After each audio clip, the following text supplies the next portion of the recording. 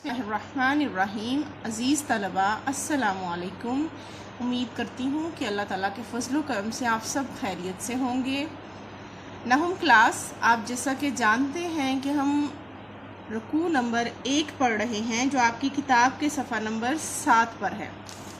इस सूरा अनफाल के रुकू नंबर 1 के हवाले से आपने पहली 6 आयात जो हैं वो अब तक पढ़ चुके हैं। उनका तर्जमा और बामुहावरा उनका तर्जमा पढ़ने के साथ साथ उनके बारे में थोड़ी बहुत तफसीलात से आपको साथ साथ आगाह किया जाता रहा है।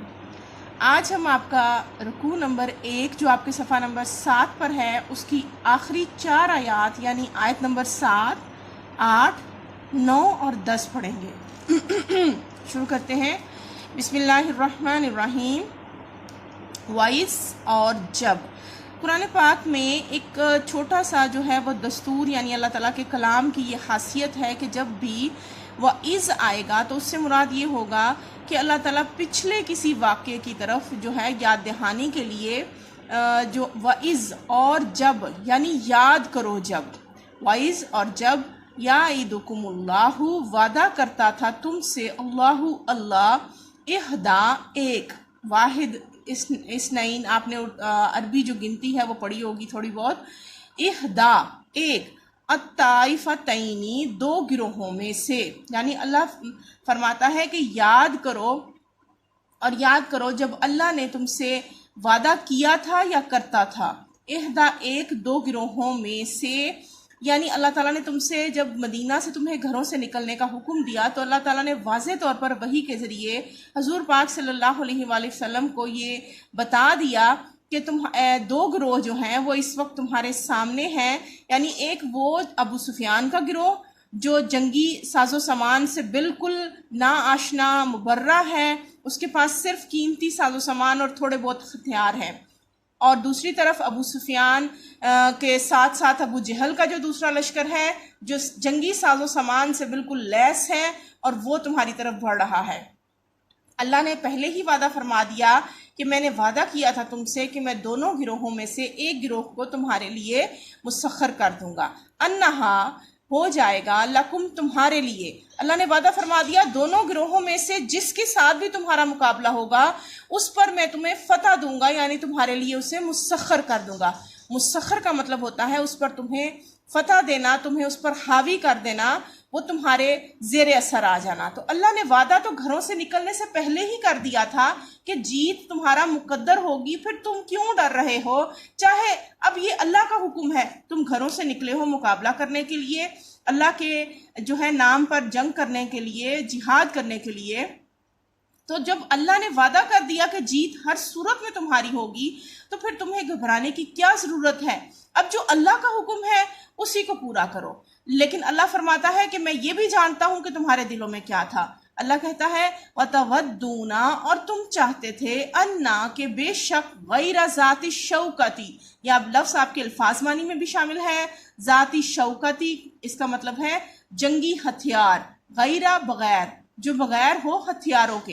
ए मुसलमानों, अल्लाह जानता है कि तुम्हारे दिलों में क्या है। तुम चाहते थे कि तुम्हारा मुकाबला, तुम्हारा सामना अबू सुफियान के गिरोह से हो, जबकि अल्लाह क्या चाहता था? अल्लाह चाहता था कि ये चूंकि कुफ्र इस्लाम का पहला मार्का होने जा रहा है, इसी में वो काफिरों को आज पहले मार्के में ही ये बता देना चाहता है कि इस्लाम सच्चा दीन है। अल्लाह ने तो जीत का वादा कर रखा है, फिर मुसलमानों को जो है वो अल्लाह के हुक्म के सामने सर तस्लीम हम करना चाहिए। लेकिन तुम क्या चाहते थे? तुम्हारे दिलों में कहीं ना कहीं ये बात थी ए मुसलमानों कि तुम्हारा सामना अबू सुफियान के साथ हो।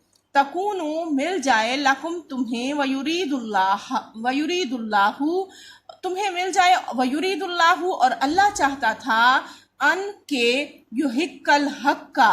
अब ये देखें अजीज तलबा के युहिक्का कायम रखे, यानी अल हक का हक को, यहाँ हक से मुराद अल्लाह की बात भी है, कौल भी है और अल्लाह का हुक्म भी है।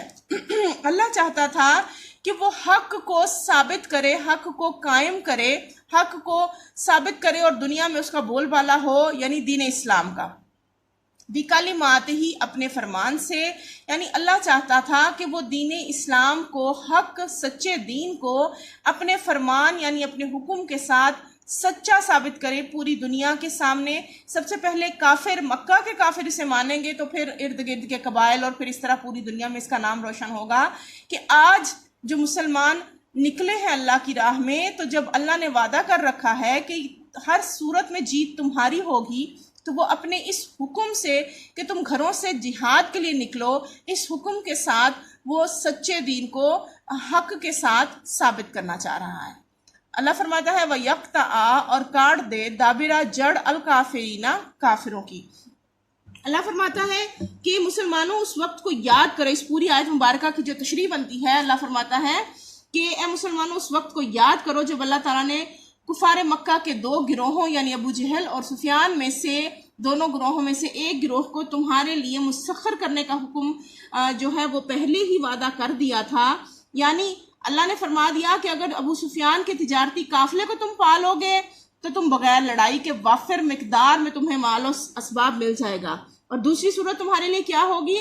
وہ یہ ہوگی کہ کافروں کا جو دوسرا 1000 کا ابو جہل کی جو ہے وہ نمائندگی میں تمہاری طرف بڑھ رہا ہے، اگر تمہیں اس پر غلبہ جو مل گیا، اس کے ساتھ سامنا ہوا اور تمہارا غلبہ پھر بھی وہ ہو کر ہی رہے گا، نہ صرف تمہیں جیت مقدر تمہارا ہوگی بلکہ مال غنیمت بھی ملے گا. اب اللہ کی حکمتیں جو ہیں وہ وہی جانتا ہے. اب اللہ نے گھروں سے مسلمانوں کو حکم تو دیا کہ مدینہ سے نکلو جنگ کے لیے. اب مسلمان چاہتے تھے کہ ان کا سامنا ابو سفیان سے ہو، دلوں میں ایک خواہش تھی، جبکہ اللہ چاہتا تھا کہ نہ صرف مسلمان لڑیں، انہیں مال و اسباب تو ابو سفیان سے بھی ملنا تھا، لیکن اللہ چاہتا تھا کہ پوری دنیا کو پتہ چل جائے کہ دین اسلام ایک سچا دین ہے اور جو ہے وہ یہ اللہ کا حکم انہوں نے مانا ہے. اور ہر موقع پر جو ہے انہیں آئندہ بھی یہ نصیحت ہو جائے کہ جہاں اللہ کا حکم آ جاتا ہے بظاہر وہ دیکھنے میں حالات بے شک وقتی طور پر انسان کو لگ رہے ہوں کہ یہ ہمارے حق میں نہیں ہے.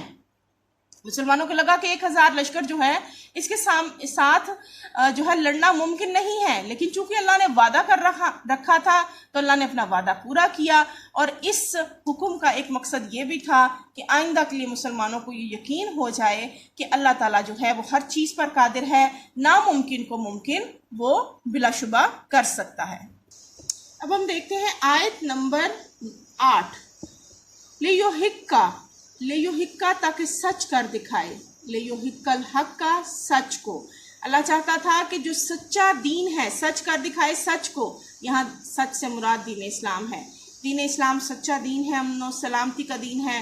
اللہ چاہتا تھا، اللہ نے کیوں تمہارا مقابلہ جو ہے تمہارا آمنا سامنا جو ہے وہ ابو جہل سے کروایا؟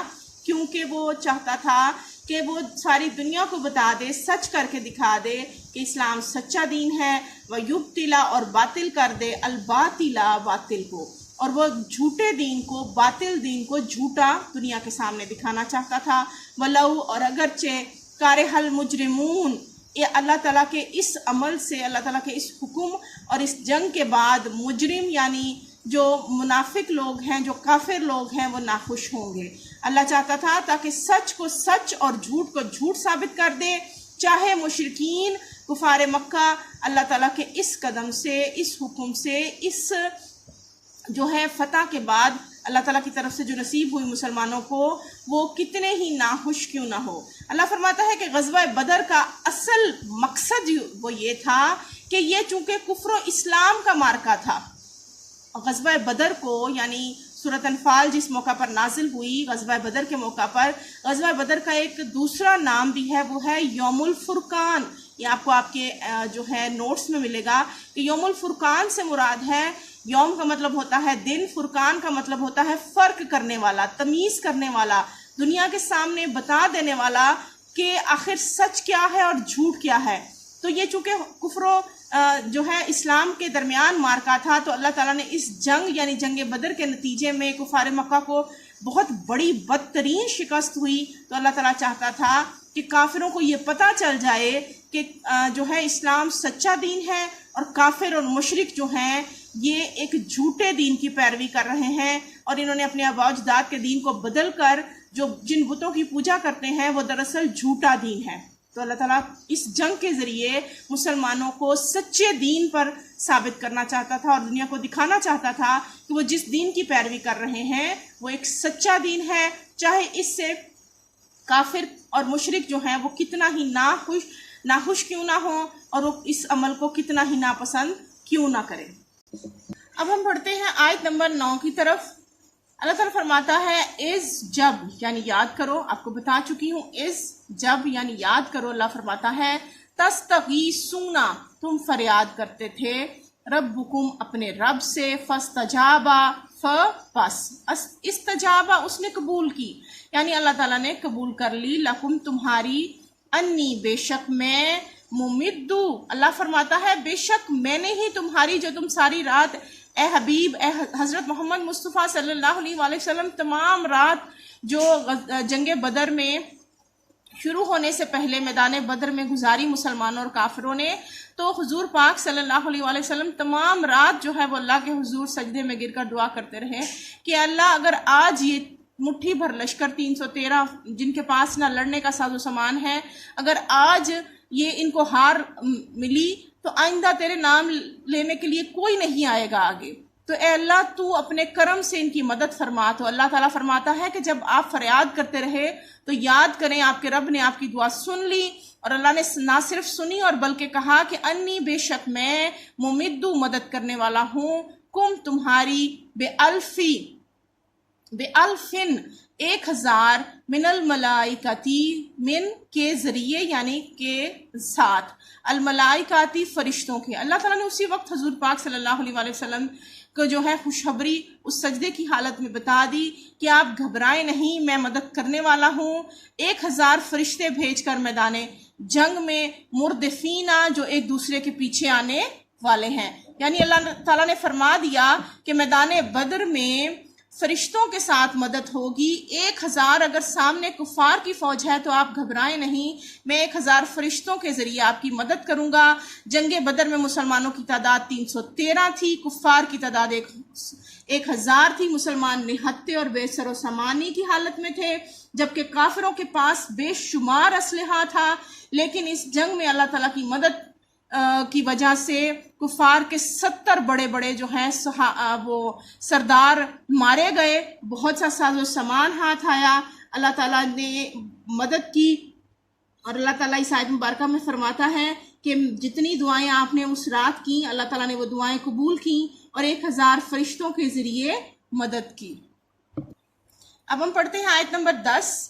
اللہ فرماتا ہے وما اور نہیں جعلہ بنایا کس کو پچھلی آیت میں فرمایا گیا اللہ نے مدد کی، تو اللہ فرماتا ہے کہ میں نے نہیں بنایا اس مدد کو، یعنی اللہ نے نہیں بنایا اس مدد کو، الا مگر صرف بشرا خوشخبری یا بشارت، آپ اس کے لیے خوشخبری بشرا کہتے ہیں، خوشخبری اچھی خبر، بشرا بشارت نہیں بنایا، میں نے اس خوشخبری کو، اس خبر کو، اس مدد کو صرف آپ کے لیے بشارت یعنی خوشخبری نہیں بنایا، بلکہ اس کے ساتھ آپ کے لیے کیا کیا، وَلِتَطْمَئِنَّ بِهِ تاکہ مطمئن ہو جائیں، سکون حاصل کریں، اطمینان حاصل کریں، قلوبکم تمہارے دل۔